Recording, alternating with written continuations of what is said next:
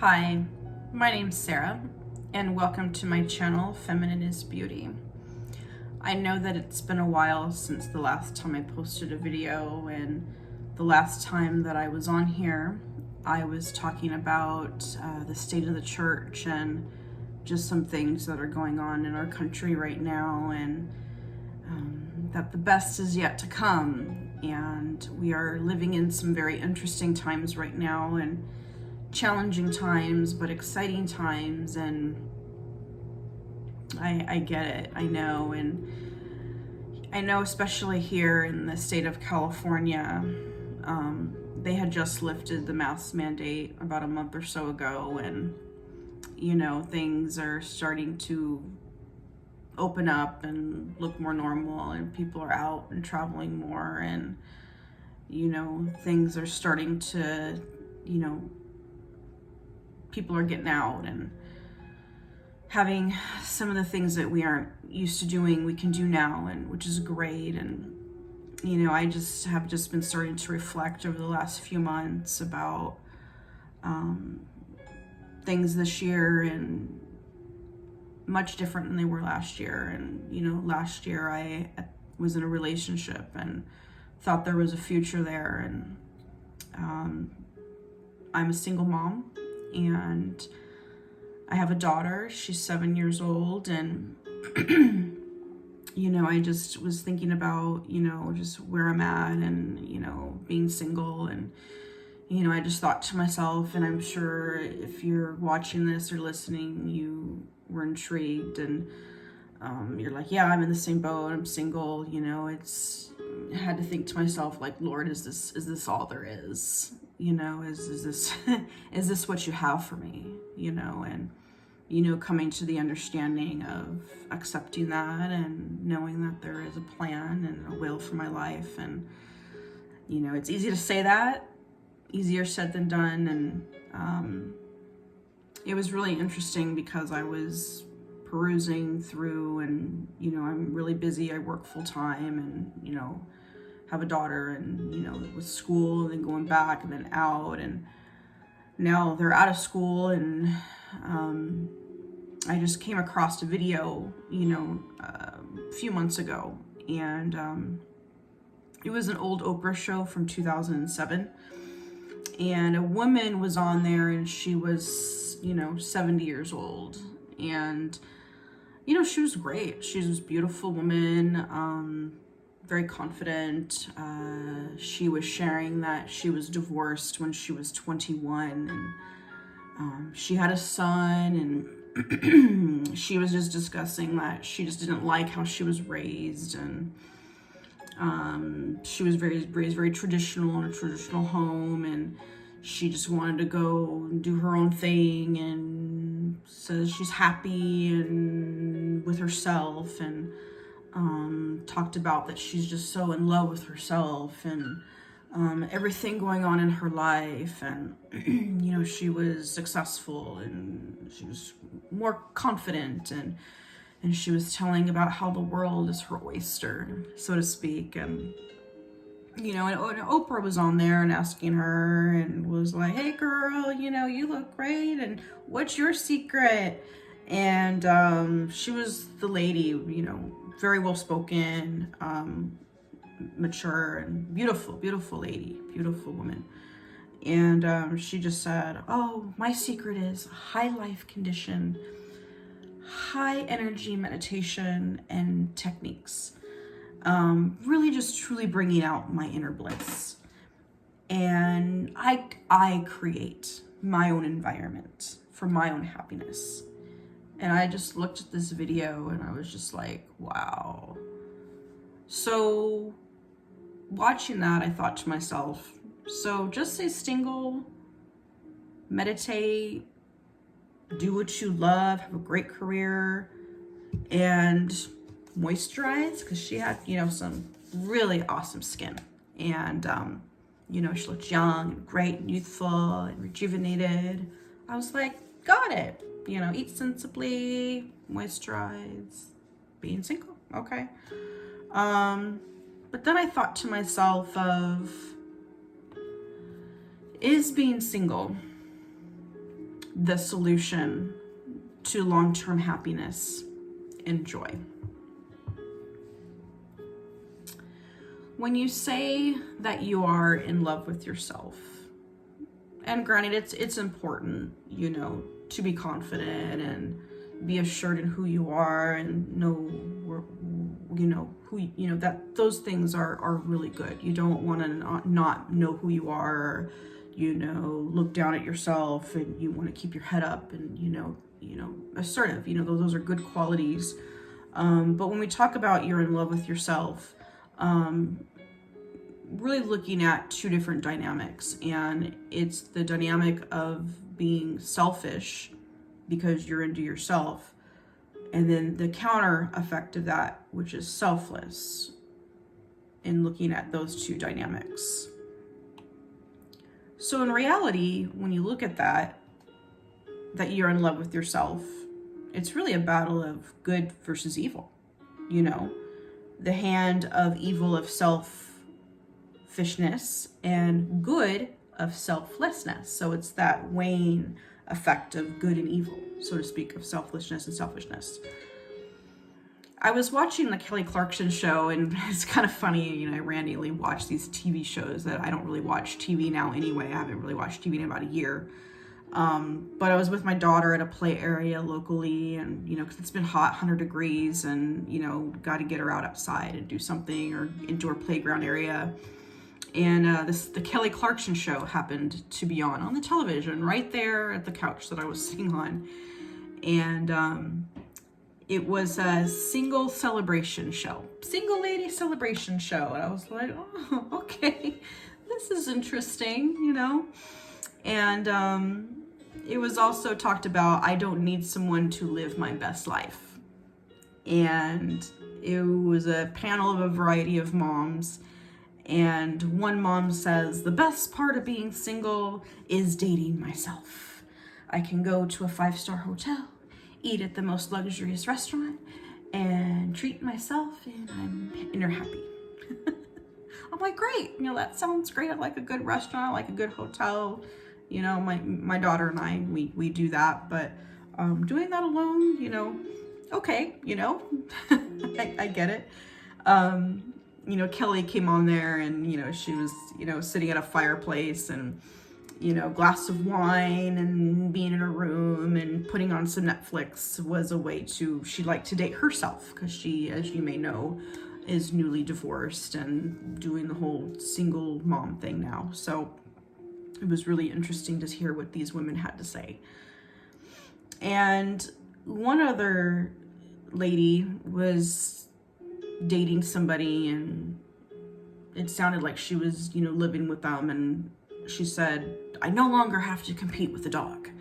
And I was like, okay, well, I wouldn't want to compete with the dog either, so I don't blame her for not being in that relationship. So, long story short, it was really interesting to watch these women who appeared to be happy in their singleness, and at the end of the show, they were giving the studio audience and the ladies a $300 gift card for lingerie, but yet they're celebrating their singleness.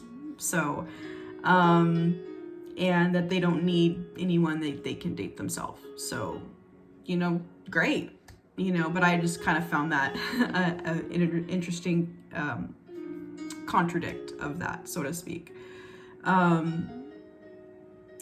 What I had found most was that these ladies were really crying out to be loved. And on the outside, I felt like they were showing this hard shell of themselves of, I'm confident, and I've got it together, and I'm so happy, and that's great. They want to go out with their girlfriends and do their thing, and those are really positive and healthy things. But just saying that you want to be alone and be alone all the time and just do your thing, do you.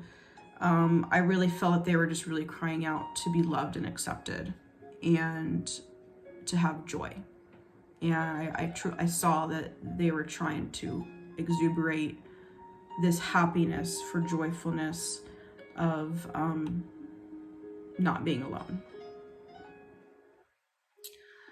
Selfishness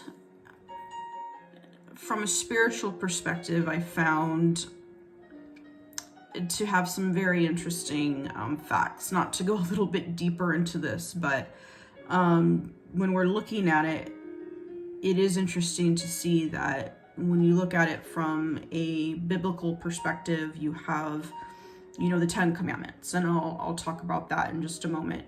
But on the opposite end, if you're not a believer, or if you're not working in the faith, and you're an atheist and you don't believe in anything, then obviously you commit to Satanism. So, and what I found interesting in doing research is that there's actually 11 rules of the earth of Satanism. And that is actually someone that is a devoted group of atheists that see Satan as a positive symbol that represents pride. It's all about me. It's, don't look at anything else that I do. Everything that I do is great. I'm perfect. I'm one. And individual achievement and everything that they've accomplished. And it's very self-centered focused, which I thought was really interesting. I mean, for me, who I've been a believer ever since that I was 8 years old, that's when I, gave my life to Christ. And, I never really thought about that there were these rules, and I never looked at it that way. And I'm not saying that if you're into yourself and you're doing things for you, that I'm not saying that. I'm saying that it's interesting to take a look at it from a spiritual perspective, that this is part of their practice, is that it's very, very self-centered, you-focused. And looking at that, while I was doing my research, I felt the Lord just kind of placed on my heart to look into a song, and it was called Me, Myself, and I. And I never really heard of this song before, so when I looked into it, I was like, whoa, blown away. And part of the lyrics, and I'll share with you, is it's me, myself, and I, solo ride until I die. I don't need a hand to hold, even when the night is cold. And then, I just need a space to do me. I just need to be alone. I just need to be at home. And I don't need anything. Right? Interesting looking at that. And especially considering where the nation is right now, where we are in America. Even looking at other countries, I know that there's so many lockdowns right now, especially in Australia. I have my daughter's great-grandparents are in England, and, they are not even allowed to go, 6 miles, from their home. And, when they're in the car with somebody, they can't be with somebody. And, there's all these rules and regulations and lockdowns, and lockdowns are happening in other countries. And it's just really sad. And the way the world is, and even in our country, they're just trying to get you to be by yourself and be isolated and be alone, and stay 6 feet apart and keep your distance and put a mask on, and just do you, be alone, be solo, don't touch anybody, don't hug anybody, don't kiss anybody, don't eat, and I'm Italian, so it's like me not to hug somebody. It's kind of hard, but that's just not natural. It's just not natural. So on the opposite end effects is selflessness. Selflessness is when we actually esteem others and really truly humble ourselves. What can I do for you? Like what, it's taking you out of context, and how are you going to help and serve your community? What are you going to do to make a difference? And I know that we're going through some hard times right now, and people don't like what's going on, but it's kind of like, what are you going to do about it? What are you going to do to make a difference? And now's our time to really stand up and, to take matters into, I want to say into our own hands, but what can you do to help make a difference? And I believe that we're living in this time right now where you want to get out there and you want to, call your local senator, you want to be at that next school board meeting, you want to be at your next city council meeting.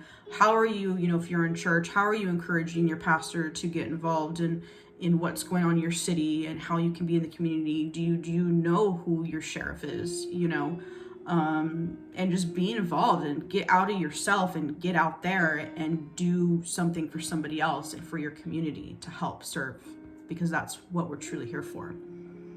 And getting the focus off you and putting it out there. When we putting our focus off of us and giving our situations and our circumstances to the Lord, He will comfort us and take care of all of our needs. And you may not like the situation that you're in. You may be frustrated, and, I get it. I've been frustrated. Like, you may be in a job that you just may not care for. It may not be what you want to do. You may be single and you don't want to be, or you may be married and you're frustrated, and, there's always something that we're dealing with, right? And, the Lord will take care of all our needs. And all we really have to do is really truly look up to Him. And I think one minister said it best is, it's when you look at the cross and it's going up and down, it's looking up and not looking across this way. It's just you look up and not here, because when we look up, all this will level out. So just look up. Selflessness. 10 Commandments. You shall not make yourself an idol in the form of anything. Interesting. Luke 18:14. For all those who exalt themselves will be humbled, and those who humble themselves will be exalted. Yeah, it's really not about us. Life's really not about us. So it's easy to kind of take into where you're at, looking at your circumstance, looking at your situation, not being where you want it to be. But it's really about what we can do for others. And that's where we can truly find our true joy. When we look at the high life condition and energy meditation concept of what we think might be happiness or joy and where that fulfillment is, from a worldly perspective, a society's perspective, the high life condition is really material. It's that having the lifestyle and spending a lot of money and buying expensive things and going to exciting parties and doing a lot of traveling. And yes, those things are good. It's good to travel. It's good to get out. If you're able to buy nice things, great, but that is not your priority. Those are things that are not going to give you joy and happiness. I mean, look at people that own businesses and have millions of dollars, and celebrities and sports figures, and they have all this stuff and they're alone and they're miserable. They're on drugs. They're doing this. They're, multiple partners, and they're still not happy because they're searching and searching for something that's truly not going to give them that happiness. On a spiritual aspect of a high life condition, from that aspect, its challenges seem significant, and we know the power in our life will keep us advancing. So again, it's all about them and internal and know and advancing. They have a Gohanzen. The Gohanzen is a calligraph scroll that can guide Buddhist practitioners towards enlightenment. When the problems seem looming large and hovering above, they feel well crushed, and that is called a low life condition. So that's the opposite of the high life. This focus in on the World Tribune of Living Buddhism is that they look at their own encouragement. So again, self-reflected. And when it's not of God, it's really a reflection of being on the other end, because there's really only a heaven and a hell. And it's really in a different spirit, in a different condition. If you're someone out there and you're like, well, Sarah, in order for me to have my inner peace and find my inner bliss, I practice yoga. And, I'm a believer and I don't think there's anything wrong with doing yoga. Research says things a little bit different. And, according to Dr. Laura Willis, she states that yoga and meditation practices, you might think that it's just an exercise, when actuality it's really a truly spiritual practice. So there is a spirituality to doing yoga. It's not just an exercise. There's so much more deeper and entwined within the yoga state. And there's a lot of churches out there, unfortunately, that do practice yoga within their body and call themselves believers. And so if this is going on in your church right now, this is something that you may want to look at. The Lord Shiva is the destroyer in Hindu, known as the first yogi. And yoga is highly sensual in nature and opens the doors to focus on feelings more than faith. So when you have something and you're focused more on how you feel versus your faith, then that's truly not a route to joy. So if you decide to stay single and you believe being single that's my route to joy and happiness, and I just need, because the world tells me to and society tells me if I have this and I have that and I have all these things, I'm just going to have this inner bliss and inner joy and I don't need anything else and I don't need you, as that song says, right? It's not true. It's not true. And that's not the route to true joy.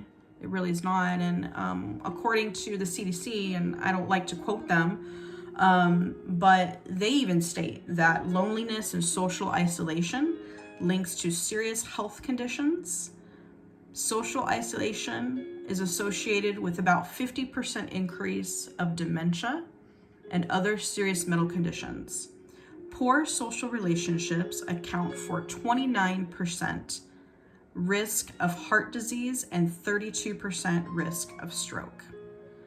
That is just astounding. I mean, when you really take a look at, people that are dealing with like a broken heart or just keeping themselves locked up in the room and how unhealthy that is. And especially with what we just went through with being locked up, and the best thing that we can do is just get out and get some fresh air and go to the beach or go to the lake or go to a park and just breathe and, bring a friend with you, bring your sister, your brother, bring somebody, but just don't do it alone. And, you deserve someone to share life with. And, even Rabbi Manis Friedman, a social philosopher and a marriage counselor, said, feeling alone is dangerous. Your immune system shuts down. So society pushing that being alone is your route to happiness, it's looking like that it's just not. I mean, that's not where you're going to find joy and, really what God's plan is for you.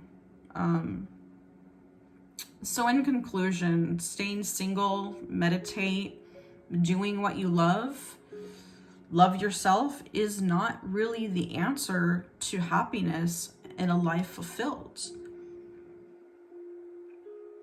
Why it's not good to be alone states in Genesis 2:18, and Moses writes, "The Lord God said, it is not good that man should be alone. I will make him a helper fit for him." And if you're single and you feel the call to just, hey, Sarah, I've been married before, or I don't want to be with anybody else, that's okay. I mean, take a look at Apostle Paul and his perspective on being single. And if, you are single and you have missionaries or you're doing the work or you're involved in the community, this is what Apostle Paul has to say in 1 Corinthians 7:34. He says, "An unmarried woman or virgin is concerned about the Lord's affairs. Her aim is to be devoted to the Lord, both body and both spirit." So really being focused among the Lord, like I said, looking up, not looking here, and not looking here, but looking above. And doing what the Lord's called you to do, and just focus on what he wants you to do, and looking to him and trusting him that everything is going to be what it needs to be, and to not worry about it and to fully trust in him, because that's where your true faith is. God is not interested in your happiness, because happiness is circumstantial. Happiness, all in all, is truly based off of feelings. You might be happy in the morning because of this, or you got this phone call, but you might get devastating news in the afternoon and your happiness just got crushed in just that one defining moment. So happiness is really truly circumstantial and not based on how you feel. Count it all joy when you have various trials. God is more interested in your fullness of your joy and not your happiness. Nehemiah 8:10 states, "The joy of the Lord is my strength." So no matter what you're going through, no matter what your circumstances is, no matter what job you're at that you may not like, no matter who you may be living with, no matter who your roommate situation is, no matter how your day started, no matter if something happened tragically in that day, something horrible news, you're experiencing something very difficult, a health crisis, maybe a loved one just recently passed away, the joy of the Lord is really your strength. Do not fear, for I am with you. Do not be dismayed, for I am your God. Isaiah 41:10. The Lord will strengthen you and help you, will hold you in righteous hand. The Lord is my strength and my song. He has given me victory. So no matter what you're going through, no matter what your circumstance, whether you're single, whether you're married, the Lord still has the victory, and he has the final say in your joy. Always remember this: being single is sacred, and being married is a miracle. And that statement came from Pastor Matthew Pollock. It truly is a blessing being single, because you're willing to do the Lord's business. Because when you are married and you're with somebody else, you're obligated to that person. You're devout to that person. And when you're married, it's considered a miracle and a divine plan and purpose for your life.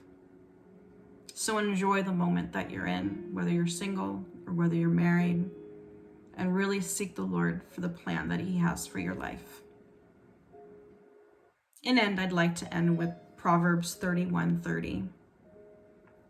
For those ladies out there, charm is deceptive and beauty is fleeing, but a woman who fears the Lord will be praised. Fear the Lord, care for others, and be wise in this season of singleness. Take care and God bless.